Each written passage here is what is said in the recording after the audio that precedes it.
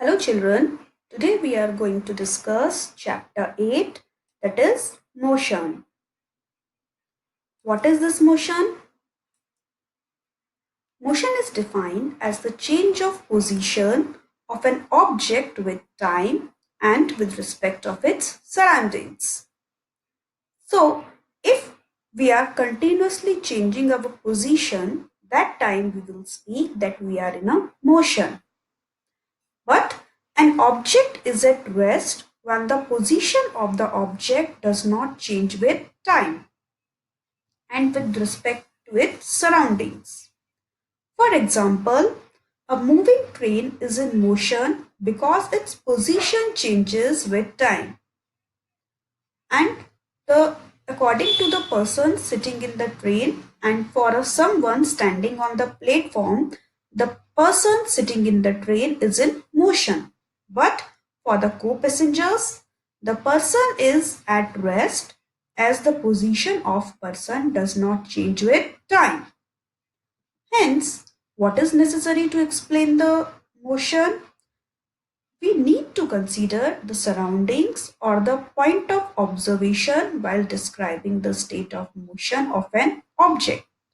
And the surroundings is called the reference frame. Next one is types of motion. Motion can be broadly classified into three main categories. First is translatory motion. Translatory means in a straight manner.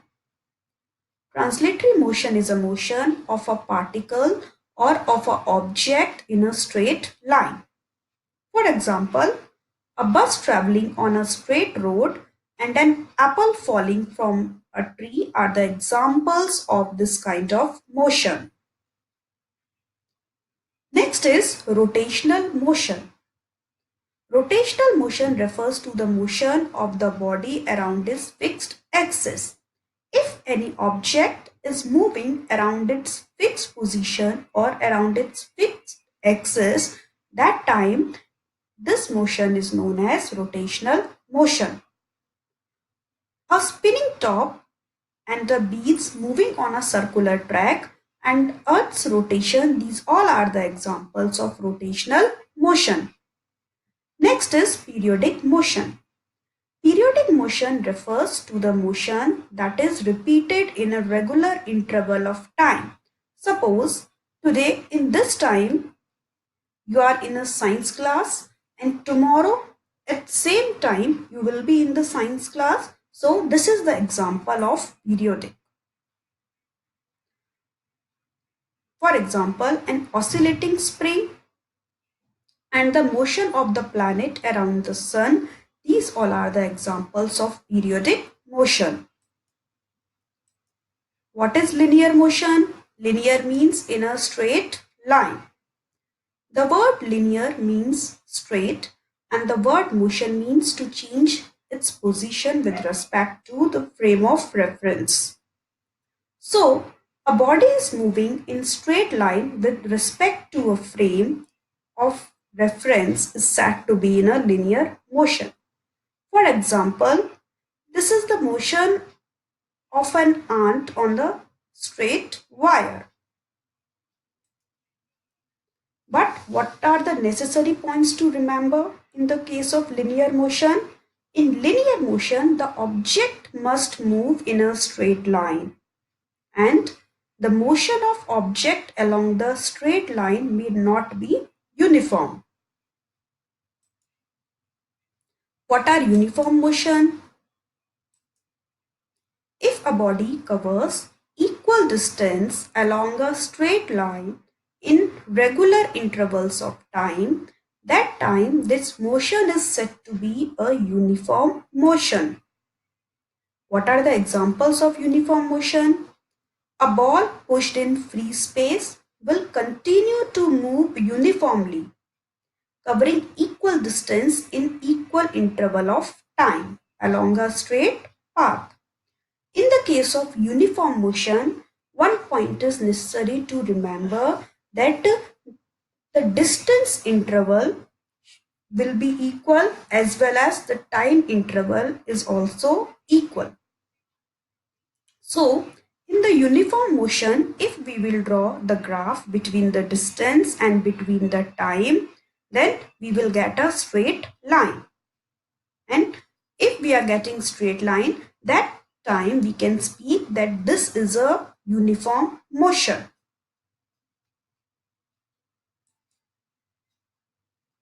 What is non-uniform motion?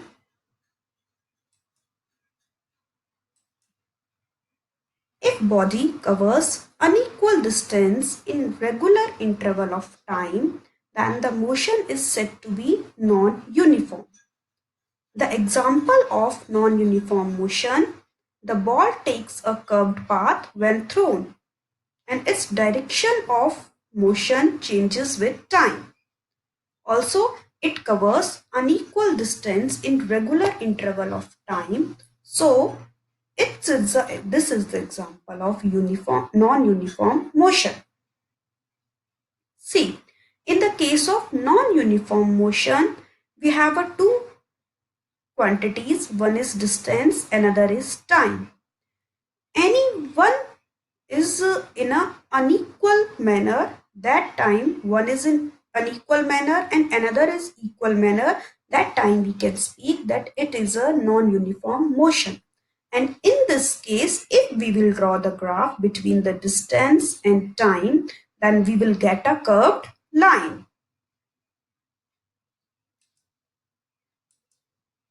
Now, physical quantities. What are the physical quantities? A physical quantity is an physical property that can be expressed in a numbers. For example, time is a physical quantity as it can be expressed in numbers. But our anger and feeling that we can't be expressed by numbers, that's why these all are not in a physical quantity. We can measure physical quantities easily, and there are two types of physical quantities. One is scalar quantity, another is vector quantity. What is scalar quantity? If a physical quantity can be completely described only by its magnitude, then it is a scalar quantity. So, for measuring scalar quantity, only one thing is necessary, that is magnitude. To measure the mass of an object, we only have to know how much matter is present in the object. Therefore, mass is an example of a physical quantity that only needs magnitude to express. That's why this mass is a scalar quantity. In this object, if we want to know the mass of the object, then it is 10 kilograms. So, only one thing is necessary to explain the mass, that is magnitude. That's why this mass is an example of scalar quantity. We can calculate and we can add the scalar quantity simply by arithmetic manner. Vector quantities. What are the vector quantities? There are some physical quantities that cannot be completely described only by their magnitudes. These physical quantities required direction also with magnitude. For example, if we consider force, then along with the magnitude of the force, we also have to know the direction along which the force is applied. So, for describing force, two things are necessary. One is magnitude, another is direction. So, this is the example of the vector quantities.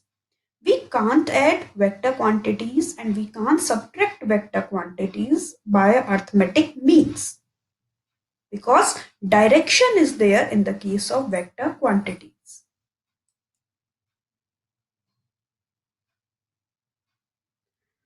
What is distance and what is displacement? Distance is the length of the path or the path length traveled by object while moving from an initial position to final position.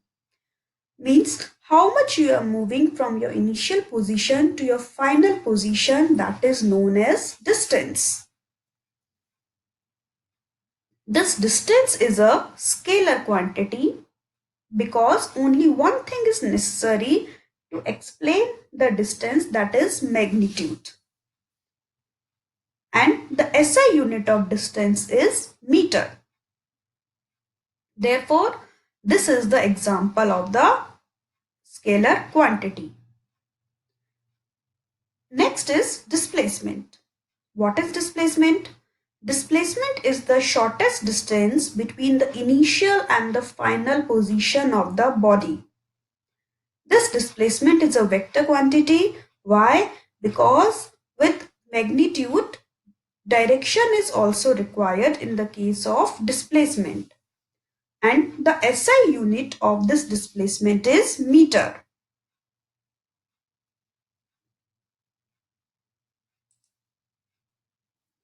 What is speed? Speed is defined as the rate of distance covered by a object. And we can express mathematically this speed by a formula, that is speed is equals to distance upon time. A body is traveling from one location to another might stop, might slow down also, and speed up also, and move at a constant speed. So speed can be changed. Sometimes it will slow, sometimes it will high, and sometimes it will constant. The average speed of body is defined as the total distance traveled divided by the total time taken. And we can express this average speed mathematically also by using a formula, that is average speed is equals to total distance upon total time. Next quantity is velocity. What is this velocity? When we include the direction of motion with speed, we are talking of the physical quantity called velocity. Means if we will include direction with speed, that time that is known as velocity. Thus, the velocity is the speed with direction. Velocity is defined as the rate of change of displacement, because if we will add direction with speed, that time it is known as displacement. So we can define the velocity by a formula, that is velocity is equals to displacement upon time interval. A body moving from one position to another may change its velocity a number of times, but it will have an average velocity of its journey. Now, what is average velocity? Average velocity of a body is defined as the net displacement divided by total time of travel. And this is the vector quantity. The SI unit of average velocity or velocity is meter per second. It can be positive, negative or zero. Now, how we can express average velocity mathematically? By using a formula, average velocity is equals to initial velocity plus final velocity upon period of time. What is acceleration? Acceleration is defined as the rate of change of velocity. It is a vector quantity and its direction is given by the direction of a force causing the acceleration. So we can express this acceleration by using mathematical formula, that is acceleration is equals to change in velocity. See, in the case of velocity, we have a two velocity. First is initial velocity, another is final velocity. Okay, suppose The velocity of a car is u. This is the initial velocity. And the initial time is t1. Later, at the time t2, its final velocity becomes v. Then, what is the change in velocity? Change in velocity is equals to v minus u. And what is the time? Time is equals to t2 minus t1. So, acceleration is equals to v minus u upon t2 minus t1.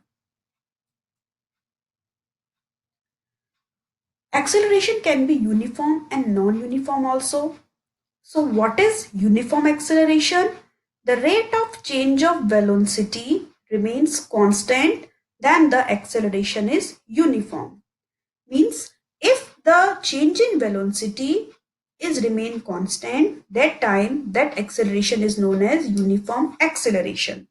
And the example of this uniform acceleration include a ball under a free fall or ball rolling on an inclined plane and the car accelerating on a straight traffic free road. And if we will draw the graph between the velocity and time, then in the case of uniform acceleration, we will get a straight line. What is non-uniform acceleration? If the rate of change of velocity changes with time, then the acceleration is non-uniform. Example of non-uniform acceleration is a car accelerating on the straight road with traffic. So, if we will draw the graph between the velocity and time in the case of non-uniform motion,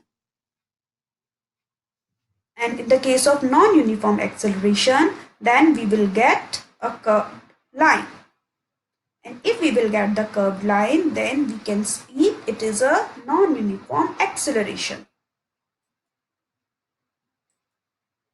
Now we will discuss the first equation of motion. The first equation of motion is v is equals to u plus at. It gives the velocity acquired by a body in time t. Consider a body having an initial velocity u and suppose it is subjected to a uniform acceleration a. So that after time t, its final velocity becomes v. Now, from a definition according to acceleration, what is the definition of acceleration? The definition of acceleration is change in velocity upon total time. Then what is the acceleration? Change in velocity means final velocity minus initial velocity, then upon total time. And acceleration we can represent by using small a, and final velocity we can represent by using small v, and initial velocity we can explain by using small u, and time is t. So a is equals to v minus u upon t. Now if we will do cross multiply, then we will get at is equals to v minus u. Now if we will change the position of u, then we will get v is equals to u plus at. And this v is equals to u plus at is the first equation of motion. Now what is the second equation of motion? The second equation of motion is s is equals to ut plus half at square. It gives a distance traveled by a body in time t. Consider a body having an initial velocity u and the uniform acceleration is a and the time is t. Then the final velocity of an object becomes v. And distance traveled by a body in this time is s. Then the distance traveled by a moving body in time t can be find out by considering the average velocity. So what is average velocity? Average velocity is equals to initial velocity plus final velocity upon total time. And mathematically also we can calculate average.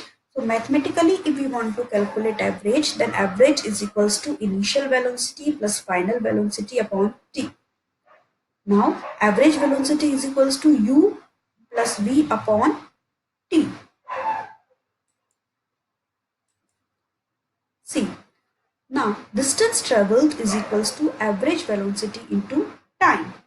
So distance traveled is s and average velocity is equals to u plus v upon 2 into t.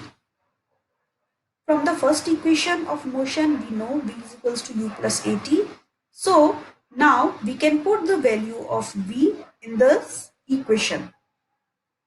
So by putting the value, what we will get? S is equals to u plus at into t upon 2. Now u plus u, 2u and at. If we will multiply this t, then we will get 2ut plus at square. Now simply we will do cross multiplication. Then we will get s is equals to ut plus half at square.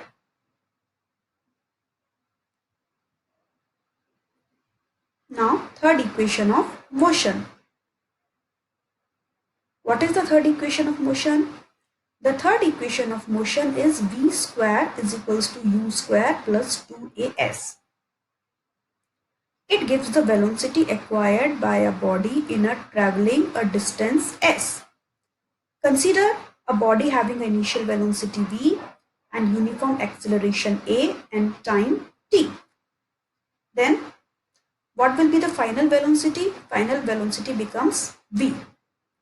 Let the distance traveled by a body in this time is s and the distance traveled by a moving body in time t can be found out by considering average velocity. So let's see how we will derive this equation. We know the second equation of motion, that is s is equals to ut plus half at square. And we also know the first equation, that is v is equals to u plus at. From the first equation, we can get the value of t, that at is equals to v minus u and t is equals to v minus u upon a. Now, putting this value of t in the second equation of motion, that is s is equals to ut plus half at square. What we will get after putting value? S is equals to ut.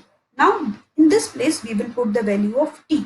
What is the value of t? V minus u upon a plus half at square. Then we will put the value of t. Then half a into v minus u upon at whole square. This is the term that a square, a minus b whole square. So we will open. If we will open this whole square, then we will get v square minus v square plus u square minus 2uv upon 2a square. This 2a square and this a square. After solving this a and 2a square, we will get 2a. Clear? Now solve this one part. Then if we will solve this one part, then we will get uv minus u square upon a. Now, if we will take LCM of a and 2a, then LCM will be 2a. Now, this a and this a will cancel and this 2 will multiply from upside. After multiplying, we will get 2uv minus 2u square plus this 2a and this 2a will cancel. Then we will get v square plus u square minus 2uv. If we will shift the position, then 2as is equals to v square minus u square, because this is positive 2uv, this is negative 2uv, both will cancel. And minus 2u square plus u square, we will get minus u square. If we will change the places, then after changing the place, we will get v square is equals to u square plus 2as. What is circular motion?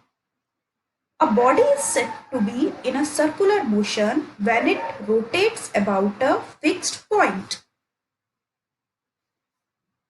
In a circular motion, the velocity can never be constant, but the speed of the moving body can be constant. A body is moving in a circular path at a constant speed said to be uniform circular motion, and we can calculate the uniform circular motion by a formula V is equals to 2 pi r upon t. So, dear children, this is the explanation of the chapter motion. Thank you.